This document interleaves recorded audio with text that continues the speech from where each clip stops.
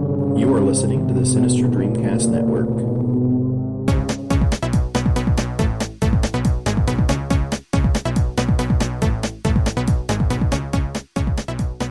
So, what's the plan? I'm gonna start shaking things up. I got a bad feeling about this. Frankly, my dear, I don't give a damn. Don't say that. What? That? What? That? I'm gonna make him an offer he can't refuse. Tell him about the Twinkie. What about the Twinkie? Gentlemen, you have my curiosity.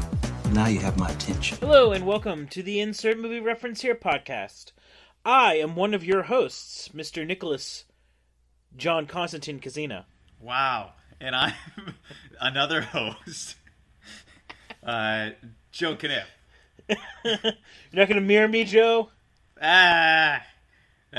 Joseph Michael Patrick Conniff. I was curious to see if you would remember your confirmation name. Yeah, I remember that simple other basic name in my pile of other basic simple names. Well, my last name isn't simple and basic, at least. We have that going for us. Both of us, yes. Yeah. I'm not sure, though. I mean, my name isn't so unique that it's like it piques anyone's interest. They're not really that interested in it. Every once in a while, somebody asks the origin. But, every once in a while I do envy people that are like Williams and Jones and Smith. Like, I do envy their obscurity and the ambiguity of where they're from. And they can just be a person and never really be... And they can kind of just, like, fade into humanity and not have to worry about being special. Yeah. You know? I recently found out that my last... Because for a long time we were told that our last name was the feminine form, one of the feminine forms of cousin in German. And no matter where you look it up, if you write out Kizina, you get more Turkish than German. Then I just thought to Google Translate cousin, and I saw the feminine form. It's actually the feminine form that it's based off of is Kusine, and it's pronounced pretty much the exact same way. It's just that's the Americanized version is Kizina, which ends up being Turkish, which is less phonetic. Yeah, of course, Yeah. So I thought that was interesting. I posted on Facebook, and all my cousins were just like, I thought it meant kitchen, and I thought it meant... I'm like, listen, everyone has their own idea of the history. Like, maybe someone should, I don't know, spend the money on the DNA test on Ancestry.com. I mean, because at this point, you've all got a different story, You're probably all wrong. I at least have the best, I think. Mine is like... There's not necessarily science, but there's at least some proof, even if it's circumstantial, whereas everyone else is, I thought it was this. Someone somewhere told them that it was this. Yeah. Yeah, see, what I'm going to do is, and this is another reason I'm not having children, is that if I had a kid, I wouldn't give him my last name, but I'd give him my first name. And as a last name, I'd probably give him my middle name. But I'd still make him Junior, so his name would be Joe Michael Jr., and then people would be like, "Oh, what's your origin?" He would have no idea. He would never know. So you're making a basketball player. Yeah, basically. Yeah. Joe Michael Jr. is like the most basketball name you could ever ask. I'm just hoping somehow he wins the genetic lottery. Although there's no possible way of that because, I don't know, my family doesn't have a ticket in the genetic lottery. You would have to fuck up, like, not fuck up as in mess up, fuck up as in find the genetic, perfect woman for that to happen. Yeah, that's what I'd have to do. I would really have to find a really athletic woman, and hopefully that somehow it gets turned that way. I mean, apparently that actually has a lot to do with it. Really? Yeah, apparently, like, a lot of the genetics and the DNA for athleticism comes from your mother. That explains a lot for both of us. Yes, exactly. I completely agree. My mother is 4'10". Yeah, explains a lot. But I mean, if your maternal grandfather was athletic, you have a higher chance of being athletic than if your paternal grandfather was, or paternal father. I don't know how to say that, to be honest. Your mother's father? Yeah. It's maternal grandfather. You were correct. I was correct. I was right. Okay. I would win that on Jeopardy the first time, but then I'd second guess it and lose the points. And It'll be the first time and get reprimanded by Trebek. Yes. Yeah, first time in Jeopardy history where they took away points because the person went back on their answer after they gave it. Yes. So we're joshing around, but we're joshing around because we're so sad. Yeah, pretty much. For those of you who are living under a rock, we lost. I would say this is the biggest. I would say this is the biggest one of the year. 2016 going out with a bang. Yeah. We lost Miss Carrie Fisher this past week. 2 days after Christmas. Merry Christmas, everybody. But I've been saying this is her death is like, because everyone was saying that like George Michael was the most 2016 death ever because, he wrote Last Christmas. Mm-hmm. I would argue Carrie Fisher is the most 2016 death because we were told she was stable and doing better, and then she dies. So it's 2016 teasing us and then taking it away. Yeah. Yeah. And then, of course, to lose her mother and, Nick. Less, like you said. 24 hour, like, something like 34, 35 hours later, something like that. Yeah. I mean, if you would just, at the end of this year, if we lost Debbie Reynolds, we would be like, God, there's another one, but she was old, Yeah. But to lose Carrie Fisher at, what, 60? Well, 60. 60. I mean, geez. Yeah. It's just she's too young, and it's not like, I mean, not that I'm saying like Carrie Fisher wasn't hard on her body, but we're not talking about somebody that was like known to be in rehab at least, We're talking about someone who's been sober for at least 30 years. Yeah. So, I mean, like I said, I know in her younger days, she was probably definitely into drugs and alcohol and things like that, but like she's 60 years old. I mean, and her mother is, was 85 or something like that. 84. So, yeah, it's just not okay, Joe. No, not okay. It's not cool, man. It's just not cool. And death I'm pretty good with. Like, I think you and I are pretty decent with death and things like that. But anytime you lose somebody when it seems like it's before, when they have more to give, and and we knew Carrie Fisher had more to give. She has a movie contract with more to give, but like, yeah, and you lose an icon like that of entertainment, and one thing you can say is her legacy is cemented now. Like, there's nothing that can go wrong here. So. Yeah, no, like you said, she had so much more to give. Like, she wasn't slowing down. I mean, I'm pretty sure she was flying back from London to LA when she had the heart attack or cardiac arrest. They have not decided yet on which way she died. But she was on a plane from London, which I'm pretty sure she was probably doing Star Wars related stuff for. Mm-hmm. I shouldn't say I guarantee, but there could have been Lucasfilm people on that same flight with her. Because she was probably doing something Star Wars related. And it's just, it was one of those things that, like, talk about someone who had that, that meteoric rise to fame because of Star Wars, and then, like so many people do, like the public likes to do, think that she's washed up because Star Wars is over, and then come back as a writer. Yeah. Like, and being not really a prolific writer, but a really unique writer, and very so. She's one of the first people. She's one of the people who helped normalize mental illness to the point that we have it right now. Granted, mental illness isn't really as normalized as those who are mentally ill would like it to be, but the fact that we are as far along as we are right now owes a lot to Carrie Fisher. And a huge and boisterous voice, may I add, to the feminist movement in Hollywood, which now more than ever, her her pedestal was just getting higher by being in the latest Star Wars movies and, Rey being the lead and things like that. Like, Carrie Fisher doesn't give two fucks when she opens her mouth.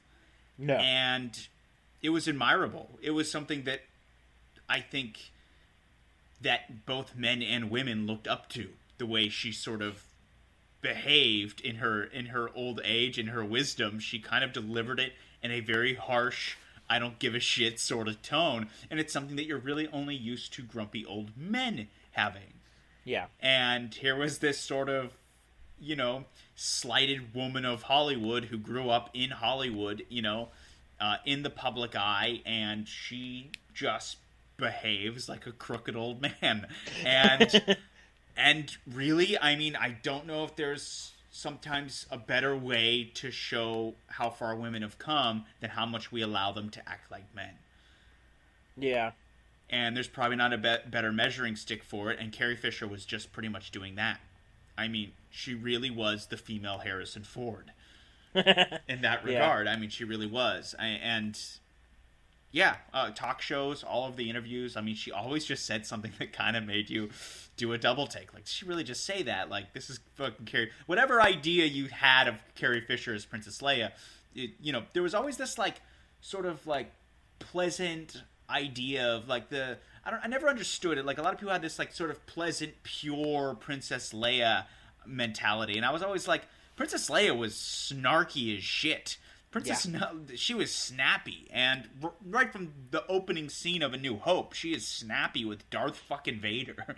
I mean, it's not to be forgotten that character, she added a bite to that character that I don't think most actresses of that era would have. No. And I also wanted, though George Lucas wrote it, the fact that the way that the choices that Carrie Fisher made as an actress, how through Princess Leia, has established the modern feminist archetype in cinema. Like, you can't point to anyone else. Like, the only thing she needed in A New Hope was Luke to open the door for her. She took care of everything else. You know what I mean? So, like, and it follows through on the other movies as well, for that matter. She's a strong, independent woman, as Beyonce would say. Yeah. And I mean, hey, Beyonce, she probably has a lot to thank to Carrie Fisher, even if she doesn't realize it. Well, also, like, that movie's, those movies are dated still, you know what I mean? So, like, a lot of the stuff that happens in those movies it could be revised, and you could look at it as there's room for improvement there in that character, but there was no room for improvement in any of the female characters in movies, and especially blockbusters at the time. Or anything that was looking to become sort of on the silver screen. The female character is not really regarded as a hero type, or being as independent as I think Princess Leia was. Like I said, there's room for improvement there, but the fact is that happened in the 70s. And, we've come a long way, but it's also disturbing how far we haven't come, with that in mind as well, We came to a point and then we stalled. Exactly. I think would be the best way to put it. But, I mean, you have, The Force Awakens is, I would say made a big stride there. We talked about this just a couple episodes ago about how people are looking to Star Wars right now. They're looking to Disney, and specifically Lucasfilm, about what is okay. What is okay to do. And it's like, there's no reason for them to be looking in that direction other than the fact that they're going to make the most money over the next 10 years in the movie theaters. But they're going to set the trends now. And now that we've lost Carrie Fisher, not that, Kathleen Kennedy is still the main influential engine of that, but to lose Carrie Fisher in that, it was a major asset in that, Bob Iger released a statement about her death. And it wasn't like a cookie cutter statement. It was like heartfelt and sincere. How many other actors and or actresses did Bob Iger issue a statement about? Yeah, I don't know. I have no idea, but I mean, yeah. But and also, how many did he leave? issue a statement about that you heard about. Yeah. He may have whenever Bowie died and when Prince died, but like I said, I read the statement. It's not cookie cutter. That's the thing. Like, he wrote it. He wrote it. Like, he might not have sat down and typed it himself, but he definitely dictated that shit to someone, and it's his words. Yeah. Like, it's very obvious. Yeah. Like, all of the statements, I've been reading all of them because I was just curious what people thought of her because, you know, she's, she was such a boisterous, as people, the phrase that everyone kept using over and over again is one of a kind. Mm-hmm. So I wanted to know what everyone thought. Did you read what Mark Hamill wrote about her? No, I didn't get a chance. I haven't really looked at a lot of the public release stuff. Mark Hamill's was he submitted two things. The first thing was on Twitter right after the announcement happened because it was announced about like noon Eastern Standard Time, and it was one of the promotional pictures from A New Hope where it's him and Carrie, and like, you know, he has his arm around her and he's holding the lightsaber, and it just said #devastated. And then later in the day, he wrote a more heartfelt, which he referred to her as his space twin, which I thought was sincere and sweet. But yeah, it's a major fucking loss. Like, I think people just now are starting to realize, because Star Wars fans understood this. Mm. We've been watching Carrie Fisher. We were the only ones that were watching Carrie Fisher for a lot of years. So, like, she's always been, you know, that presence. Like, she's been like Bowie to Star Wars fans, those who don't follow Bowie. And, like, to have her gone is just, like, there are generations of people who realize they like girls because of Carrie Fisher. Yeah. You understand that? Like, yeah. Both men and women. Like, Jules has even said that. She said, yeah, that should have been an indicator whenever I had feelings whenever I saw her in the Jabba's prisoner outfit. Mm-hmm. And she's not the only one. There are generations of people that, like, puberty hit because of her. Yeah. Yeah, and I you know, Star Wars being primarily I guess a children's movie, not really a children's movie, but an adolescent movie. She was the female character in it. She was the one lone girl in a giant boys club, you know? And boy, did she handle that very well. Oh, yeah. On many levels. But yes, she handled all of that very well, I feel. Because I think some actresses maybe would look at it like, oh, they like me because, you know, I'm pretty and I'm awesome, you know, and, you know, I'm the one female here. But, like, she really just kind of owned her position as being the female character in Star Wars. You know what I mean? Yeah. Oh, okay. I thought you were going to keep going. I'm just saying, like, I mean, just, you know, to be just the one gender of a group, basically, you know, I mean, yeah. There's really no one else in the Star Wars universe prior to the prequels that was female, you know? Mon Mothma. Yeah, that's, I mean, if you want to include that. I mean, it's a very small scene. Yeah. So. I feel bad for Billie Lourd, I have to say. Yeah. It's been a rough 2 days for her. Yeah. So. Yeah. I don't know. And it's hard not to think what the repercussions of this are going to be now for, you know, the new trilogy, and we have no idea what their plans were for the Leia character and how they're going to work around that. Yeah, Rian Johnson has his work cut out for him for episode 9. Yeah. Because you know that he wrote episode 8, he's writing episode 9, and she plays a bigger part in episode 8.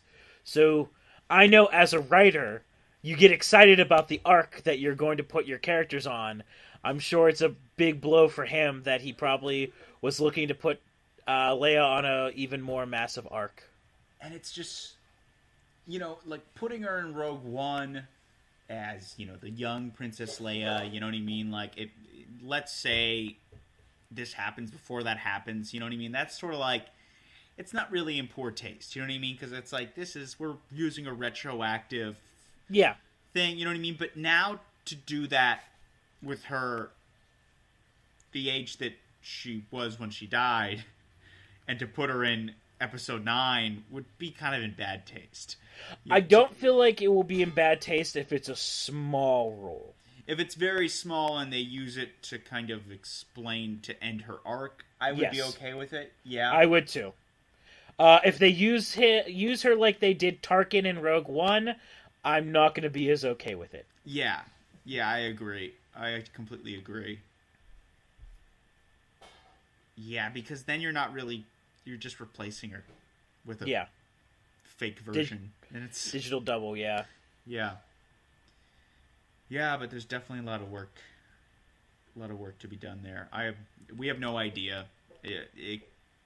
what effect it's going to have. So you just sort of wonder if it will, and if it does, what's it going to do? There's been story meetings. Yeah, There's been story meetings the last 24 hours where they're sitting around trying to figure out what they need to do. Yeah. Because, I mean, I wouldn't have been surprised if they had plans for Leia outside of Episode 9. She seems so vibrant. Yeah, I mean, it's possible. I mean, it would have been completely up to her. You know, if they wanted to go through with something like that, it would have been up to her if she wanted to do it. Even to just appear in something, like you said, we often talk about this trilogy, but will this really end at a trilogy? And that's something you and I haven't really thought about really in this podcast. Is we know we're going to get an episode 9. Will we ever get an episode 10? If we do we the way Star Wars reboots? You know what I mean? The original rebooter of Star Wars. Will, in the way Star Wars sort of reboots, will we get that, or will we, for the first time, carry on a story with Rey and Finn, or like how will we do that? I don't know. 20, 30 years down the road with the next generation of Skywalkers. Yeah, like I wonder if they've even talked about it or thought about it or cared to, because of the anthology movies probably have them so full with stuff. But like you said, there is a possibility that they wanted to make an episode 10 and they had plans for her there. Well, from my understanding, they have plans to make saga movies until people don't want to watch them anymore. Pretty much, yeah. So, and even then, they'll probably still make a couple after people don't want to watch them anymore. Yeah. But yeah, it's a massive loss. If I wasn't at work, whenever I found out the news, I would have broken down and cried. The only reason why I didn't break down and cry is because I was at work. Because I got the news. I found out like after I eat at lunch, I go back to my desk so I can be fucking alone because I don't want to be around people at work. And it popped up on my newsfeed saying Carrie Fisher dies at 60, and I went, "That's in poor taste. Why would you joke about that? She's stable. Everything's fine." So I immediately did what I usually do, which is I Google someone's name. And there was only the one article, and it was the same article that I saw on my news feed. And I checked out her website. There was no announcements on her website. So I'm like, okay, everything's fine. Everything's cool. And as I was walking away from my desk, I got the notification on my phone from the Hollywood Reporter saying she died. And I'm like, fuck. Yeah. Just fuck. When did you find out, Joe? I think I was at work. I was at work. I don't remember what time it was, but somebody had just mentioned it, like one of the customers. And I was like, "What? Really?" And they're like, "Yeah, it's on the phone here." You know what I mean? Just like it's just sort of, they weren't really, they were just kind of mentioning it, And then I didn't know if it was true, and then I couldn't really find out until I was able to take like a 10-minute break or go in the back and check my phone, and confirm said thing. Yeah. And then Debbie Reynolds, I found out this morning, literally going into work, about 8 a.m. this morning. So. Yeah, did you hear what her last words were? I I've heard kind of a paraphrase, but I miss Carrie so much. I just want to be with her. those Those were her words. last words before she had her stroke, and then was rendered nonverbal. Wow. Yeah. Yeah, that's chilling. I know. Yeah. Fuck you, 2016. Yeah, it hasn't been a good end to a year that really hasn't had a good beginning. So, I mean, it's only gonna get worse because a lot of like that first generation of Hollywood that really started to make an impact are getting to the death age. So it is gonna only get. But we didn't think Carrie Fisher. yeah, None of us thought Carrie Fisher. Yeah. I mean, my money was on Harrison Ford more than Carrie Fisher. yeah, definitely. I mean, he's also older too, so you bet on the old man dying over the younger woman. So, yeah, it's a bummer. It's gonna be sad. Like for the premiere of episode 8, it's gonna be sad. When you see her on screen, it's gonna be sad. I'm sure they've changed. They're gonna change the way they introduce her in this movie. It's gonna change the way they present her. Yeah. In this film coming up, and yeah, I think it will. I can't imagine it won't. They'll make their own. I don't know. It's gonna. We might see a at the end of the credits. We might see, or whenever the movie ends, we might see an in memory of.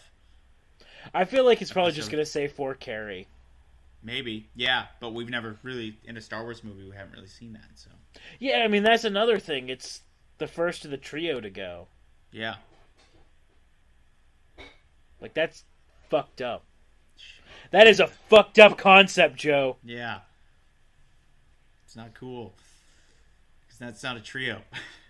Yeah, now it's a duo. Yeah, and one of them's dead on screen, so we're never gonna see him again. Yeah, so we're just stuck with Luke Skywalker now, which is debatably the third best character of the three. Depending on what movie. Yeah, depending on the movie, but for the most part, he's cool in Jedi, but the other two were way cooler up until Jedi. Yeah. No, it's. I feel like we should have beers and be at a bar. Yeah, that's what it feels like. Yeah. Like it's just so.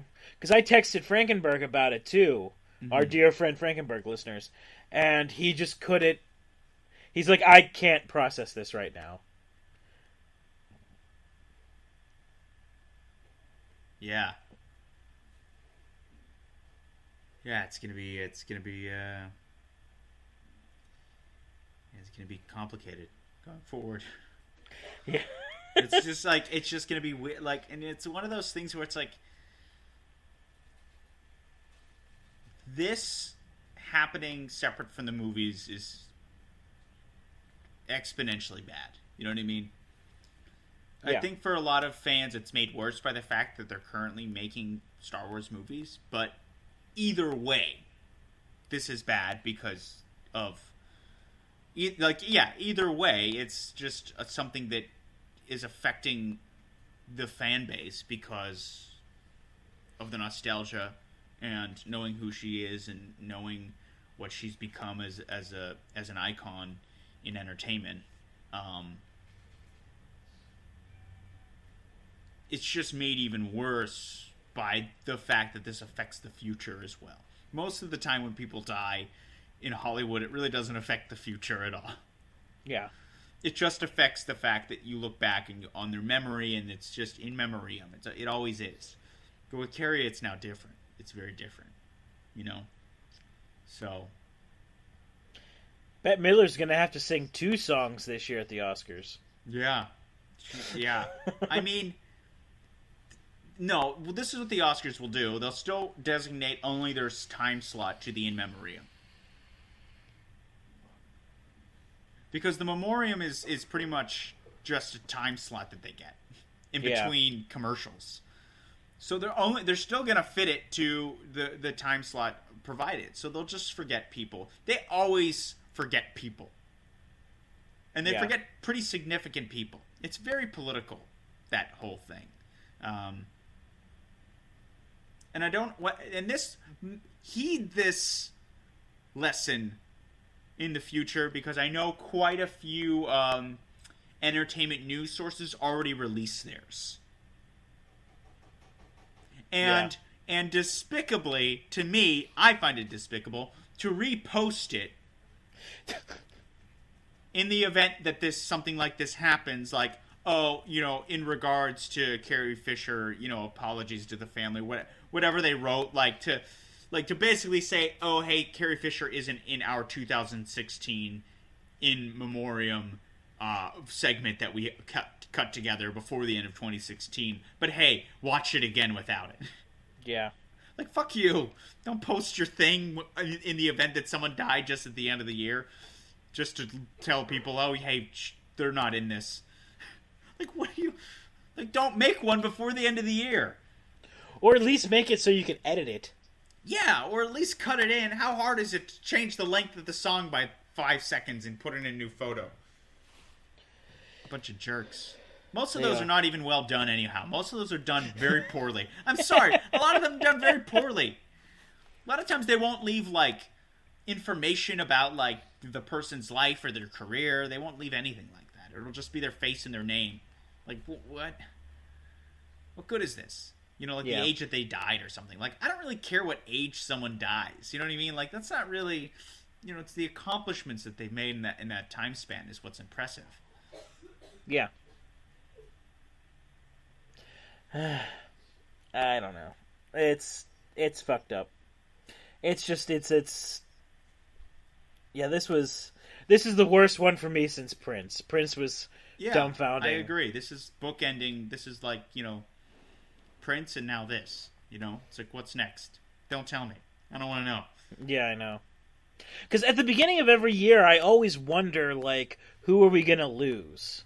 Mm-hmm. You know what I mean? Like, that's just my morbid way of thinking. That's how I am. It's just, again, never in a million years did I think we were going to lose Prince, Alan Rickman, David Bowie, and fucking Carrie Fisher in the same year. Yeah. On top of Debbie Reynolds, who just seemed immortal.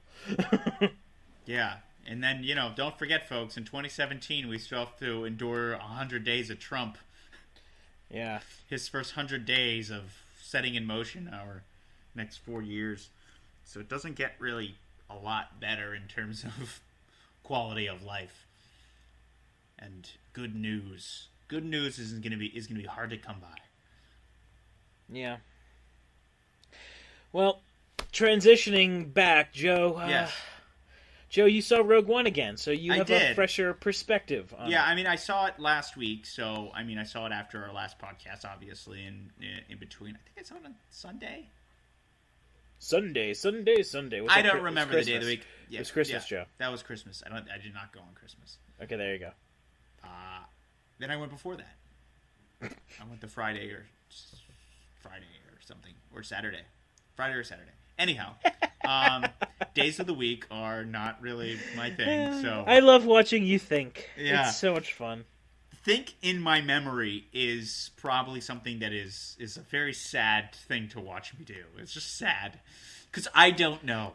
I just have no idea. It's like watching a man with no arms trying not to drown. Kicking really hard. He's really not going to make it. Wow, is he trying? He's giving it his all. But you already know. Look at that will to live. Yeah, he's not going to keep his head above the water. He is definitely going to drown. No one's going to save him. He's in the middle of the ocean. But anyhow, yeah, I did get to see it again. And upon seeing it again and kind of knowing what I was in for, really, really made the beginning of this movie hard to watch. I thought you were going to be like way more tolerable. No, way hard to watch because knowing what the inciting incident was going to be, knowing what was coming next, being able to pre-digest that information and then go into it again and know what's coming and not kind of go, what's going to happen next. You know, just the general not knowing what's going to happen next always makes the movie exciting. It's why spoilers alert is a real thing, you know? You just don't want to know what's going to happen next in any way in a movie, but upon seeing it a second time, you already know. These are obvious things that I'm saying, but it's valid for this movie because the movie that in hindsight, looking back on, that I thought were the weaknesses of this movie are pretty glaring, actually, upon watching it a second time. And it's really hard to get through the first 2 acts of this movie, actually. It's just it's slow. It stumbles into its own story, you know? And it really struggles to establish our characters. Also, Cassian, Diego Luna's character, who I thought at first was very good. I very much enjoyed him in terms of like the performance and everything. Like one thing I thought was the performances were at least decent, you know, as they usually are in Star Wars, and it was. But I thought Diego Luna did a much better job upon watching it the first time around. The second time around watching it, I just see an actor that really is doing his best to salvage a character that is unlikable, unrelatable, and just flat out boring. It's just a boring character, and here's the glaring scene in it all, Nick. And it's a moment in this movie that I know that you're aware of and that I'm aware of, and it should be a scene that carries more weight to it. When Cassian confronts Jin on the ship after he, you know, makes his whole ta-da about why he follows orders, you know what I mean? And they're having this argument on the ship after they sorry, my head is just not all there right now. After they come back from him the death of her father, and they get back on the ship, and she confronts him about lying about why he came on this mission and that he came there to kill her father. You know, that moment should carry so much weight in this story. It should be a moment in this movie that reaches a level of emotional tension between these characters that we really are like struck by, you know? And it is to some degree, but it's also very hollow, much of what they're saying. A lot of their argument is, you know, he tells her at one time, like, you know, you're not the only one who lost everything. And you kind of sit there and you're like, okay, so that implies that he also lost everything, but, like, I just don't care enough about this character at that point to care that he lost everything. And I think that's kind of the issue with this movie, is it doesn't spend its time effectively. To say that this movie wasn't long enough is just wrong. And I think I said that before, but it's even, upon watching it a second time, it's just wrong. This movie's over 2 hours long. It has plenty of time to do its work that it needs to be done. There's no reason why, after a 2 hour long movie, that the story and the characters are not fully developed. There's just no excuse. Otherwise, you just haven't made a good enough movie, and you deserve the lashings that you get. And upon watching it, I realized the first act of this movie, Saw Gerrera should be a character that we just don't care about and we spend no time on. I'm sorry, it's true. And we spend a massive amount of time on this character. To the point where, by the time Saw Gerrera dies, he's the most developed character in the movie.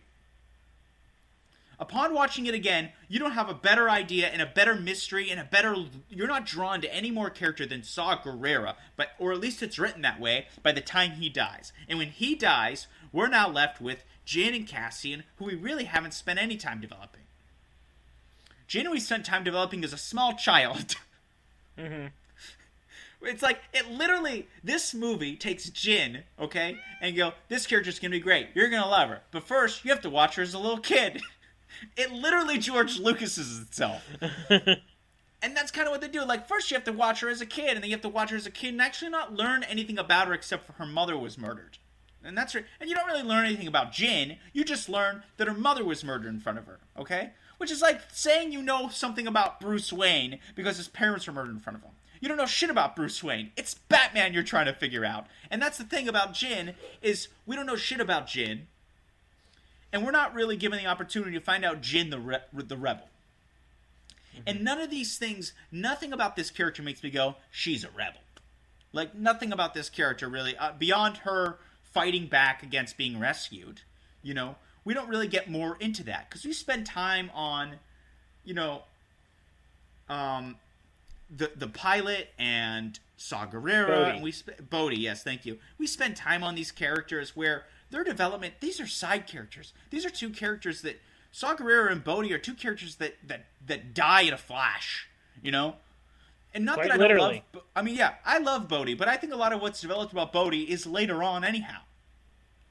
So a lot of his development early on is are wasted scenes. There are so many wasted scenes in the beginning of this movie and throughout the movie that by the time we finally get the story going, it's like, oh, we finally got the story going. And upon watching it a second time, that's exactly how I felt. I'm like, I was shocked at how long it takes for us to get the fuck going. You know? And it's very frustrating in the way story structure-wise this movie was sort of built. They felt like they were in a rush, and they didn't need to be. So you feel rushed as the viewer. And there's really no reason for it. There's no reason for it whatsoever. Their problems are in their own obsession. Whether it was the writer or director, I don't know, but they had little obsessions in this movie. You know, they had things that they wanted to show, and for some reason they just couldn't let it go. They just couldn't just sit there and go, you know what, we really don't need this mind-reading slug thing. We really don't need this sort of Middle Eastern terrorist vibe that we have going on here. This is all wasted information. You know, this is all creating a feeling for the movie that really is just, all it's doing is taking us out of Star Wars. It's taking us out of the Star Wars universe and into whatever tone that they wanted to set. And it kind of hurts the movie. And it hurts the movie throughout until you finally get to the third act. And actually, upon watching it the second time, I commend the end of this movie so big.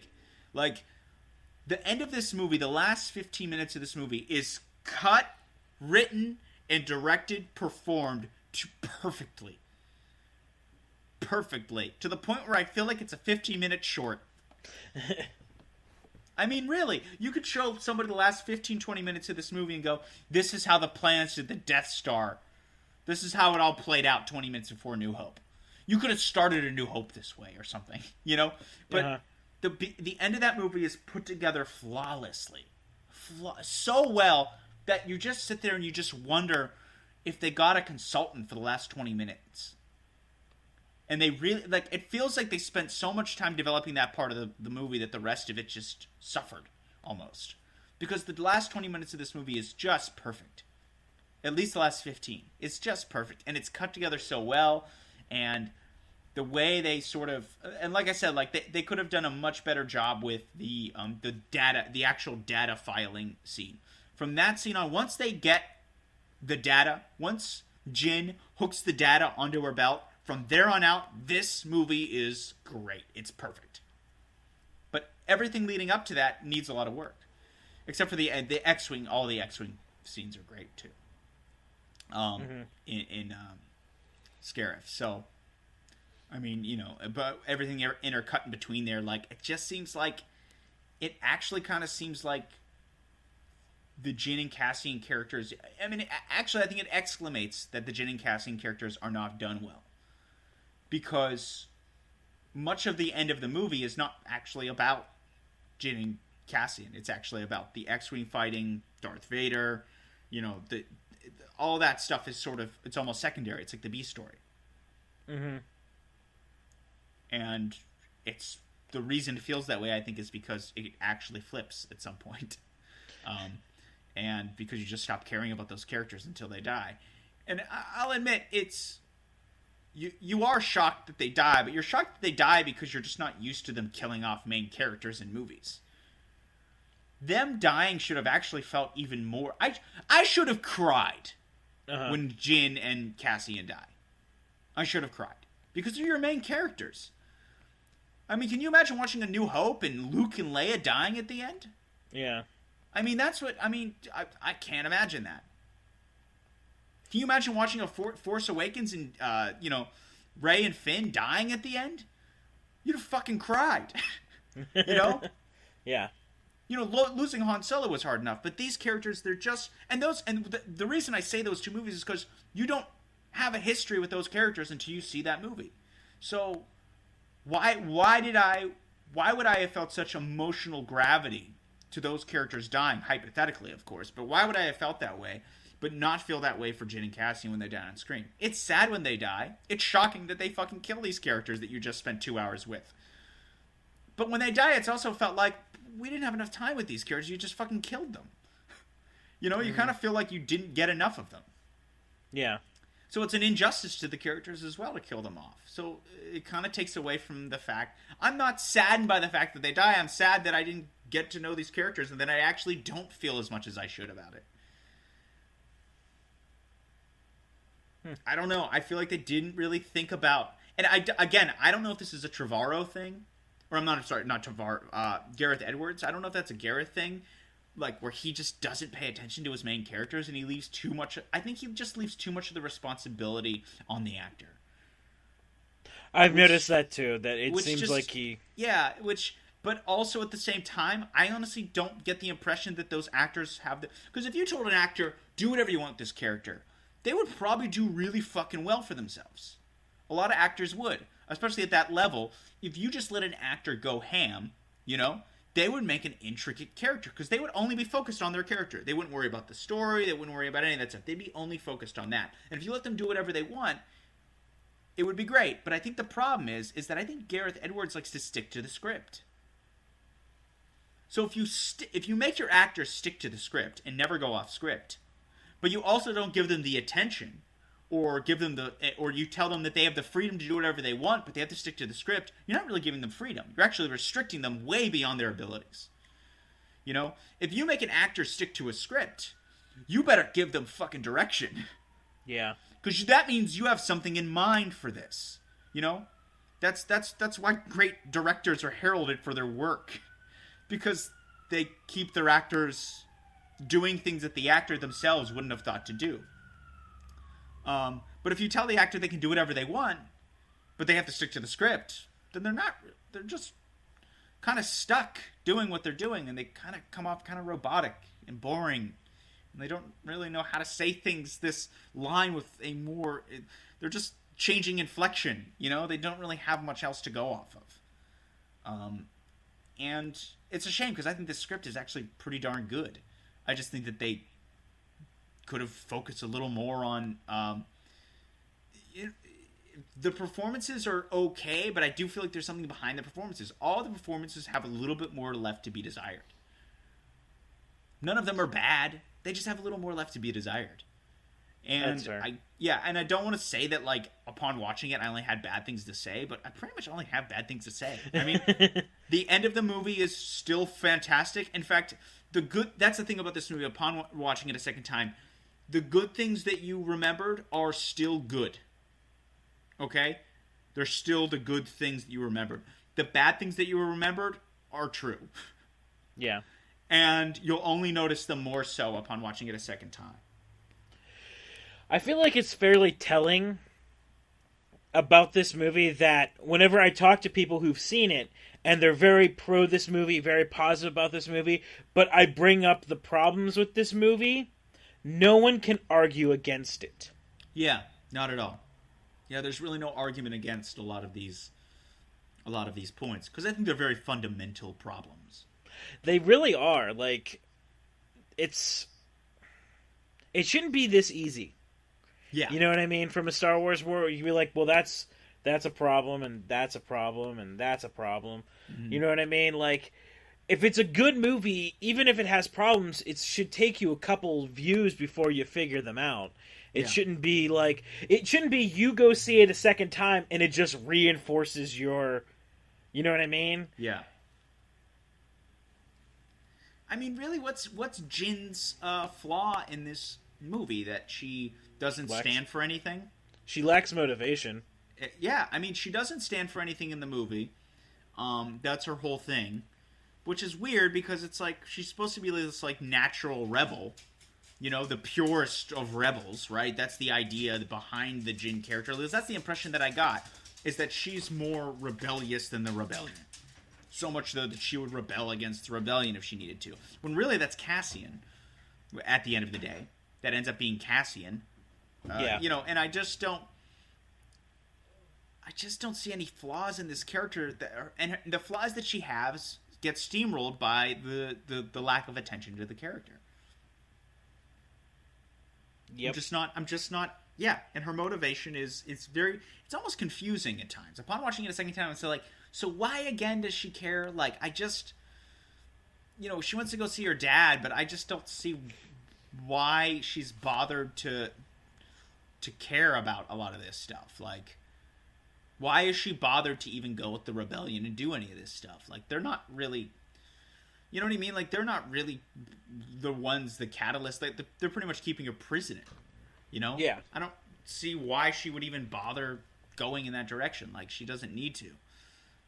In Cassian, it just seems like, you know, it's just why he's just this mindless soldier that we're supposed to somehow see some sort of, who's inconsistent with his mindlessness. Yeah, you know, and his personality is very bland, and he's okay. He's just fine. He's there, you know? I don't see him as anything else. He could have been just one of your side characters and not kind of been one of the A characters, you know? I mean, really. Yeah. I mean, what did we really need him there for? To represent the rebellion? To represent the rebellion along the way, yeah. I mean, that's about it. He doesn't really serve... I mean, to serve a story purpose is great, but to not serve a character purpose outside of that is not great. And I think that's the thing, is a lot of these characters just serve their story purpose. Agreed. You know, their character purpose doesn't really have a lot. And the comic relief in this movie is, you know, a bit forced upon watching it a second time, too, I noticed. Like, it feels a bit forced. Oh, really? I feel like a lot of it's K2O? K2SO, I believe. K2SO. I feel like a lot of his stuff was punched up, so to speak. Gotcha. A lot called of his... Called Patton Oswalt in. Yeah, they called in one of those ABC television staff writers, you know, and ABC Family, and got him in there and just punch it up, punch up the robot stuff, and the Asian guy. That's what they would say. Probably, yeah. You know, just punch their stuff up. This is what I feel like they kind of did. Yeah, they tried to make it a little more fun through dialogue instead of through action. Sometimes. In tone. Yeah. So. That's depressing. Yeah, I mean, I think there was this idea that they were going to go for this full-on, gritty-ass, dark fucking movie. You know? I think that there was this initial idea to do that, and some people hung on to that, and some people didn't. You know? I feel like Gareth Edwards hung on to that, and Lucasfilm didn't. Yeah. Or just, I mean, I think there's a lot of variables that goes into that. I think, you know, I think the production design really thought about that and really wanted to do that. And I think Gareth Edwards pitched this movie to his team as being this, like, gritty fucking movie that just so happens to be set in a Star Wars universe. And then, you know, Lucasfilm was kind of like, yeah, but it's Star Wars, so make a Star Wars movie.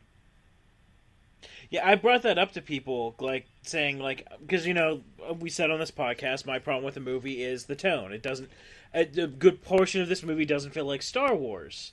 Mm-hmm. And I can't, people brought up to me, was like, well, it doesn't have to feel like Star Wars. And I'm like, it does. Or no, the argument is, it's not a saga movie, so it doesn't need to feel like Star Wars, which I then said, then what's with Rebels and what's with Clone Wars? Both of which are not saga films, especially not Rebels. Rebels had the exact same thing, had the exact same baggage, if you will, as Rogue One. and it still feels like Star Wars. And rule number 1 about Star Wars is that it's a movie. It is based in cinema. Yeah. So if you're going to make a Star Wars movie, guess what? You have to make a Star Wars movie. Yeah. You can't make, a Scorsese movie set in the Star Wars universe. I don't care to see Quentin Tarantino's Star Wars movie. You know what I mean? Like, I just don't care to see it. And maybe some people out there kind of want that. They want, but I just don't care to see it. That's why we have fan films. Yeah, if it doesn't feel like Star Wars, it's not Star Wars, and Star Wars is based in cinema. So if the tone is not going to be a cinematic Star Wars movie, it's not going to be Star Wars. Don't bother making it. That's it. I don't want to see Wes Anderson's fucking Star Wars. Like, I just don't give a shit if someone's going to come in and have their own fucking visual motif of Star... Like, I don't care to see it. Unless you can really, really convince me that, that this tone is a somehow spin-off tone of the Star Wars tone, then I'm into it, maybe. Maybe. But you've got to do it right, and it's going to be delicate. Yeah. You can't just throw together a fucking music score in 3 weeks, throw it on your dark, heavy movie and go, it's Star Wars now. Because, look, the music's kind of like that. No.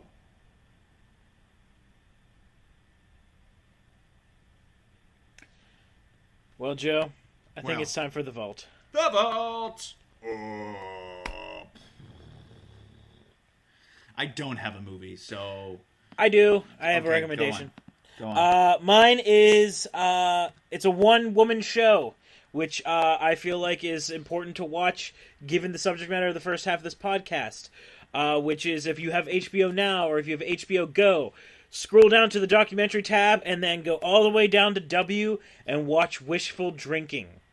It is Carrie Fisher's one-woman show she did in support of her first autobiography, Wishful Drinking, of the same title. Jules, I watched it twice on the day that she passed, and one of which was with Jules, and it's a fantastic... Everything that we talked about, all the great things about Carrie Fisher, is straight up on screen for you to watch in Wishful Drinking. You get to see Carrie Fisher outside of Princess Leia.